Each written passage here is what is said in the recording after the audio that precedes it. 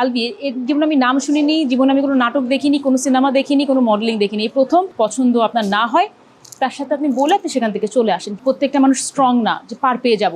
ইকরার ইস্যুটা আমি এটা নিয়ে কথা অলরেডি একবার বলেছি। কারণ দেখেন এটাকে কিভাবে বলবো, সবাই বলছে আত্মহত্যা আত্মহত্যা মহাপাপ, আত্মহত্যা কেন করলো, নিজের বাচ্চা আছে।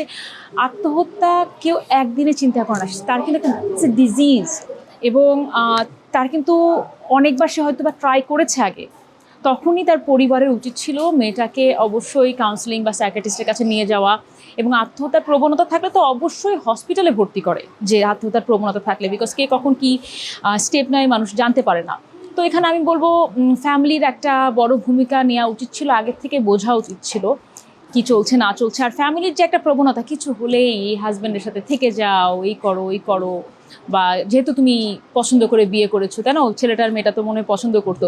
আর এই ছেলেটা যে আলবি এর জীবনে আমি নাম শুনিনি, জীবনে আমি কোনো নাটক দেখিনি, কোনো সিনেমা দেখিনি, কোনো মডেলিং দেখিনি। এই প্রথম এই মেয়েটার থ্রুতেই আমি এই ইস্যুটা সামনে আসাতেই দেখা।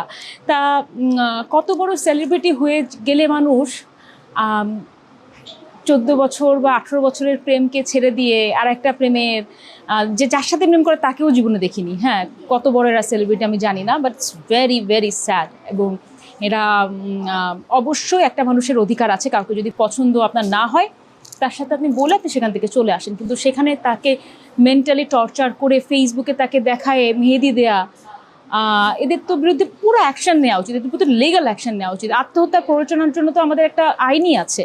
সো যে মেয়েটা বলছে বা ছেলেটা বলছে আমরা তো কিছু করিনি, না তোমরা তো ধোয়া তুলসী পাতা, এখন এগুলো শুনে না মেজাজ ঠিক থাকা খুব ডিফিকাল্ট হয়ে যায়। কারণ আত্মহত্যা কখনোই কোনোমাত্র শুধুমাত্র কেউ ইচ্ছা করে না বা হঠাৎ করে না।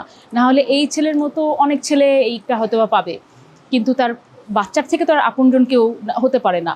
সো অবশ্যই মেয়েটা একটা ডিজিজে ভুগছিল। আমি তো শুধু বলবো হাজব্যান্ড না, তার পরিবারের উচিত ছিল ওই বিষয়টাতে লক্ষ্যপাত করা উচিত ছিল। কারণ প্রত্যেকটা মানুষ একরকম না, যে প্রত্যেকটা মানুষ স্ট্রং না যে পার পেয়ে যাব।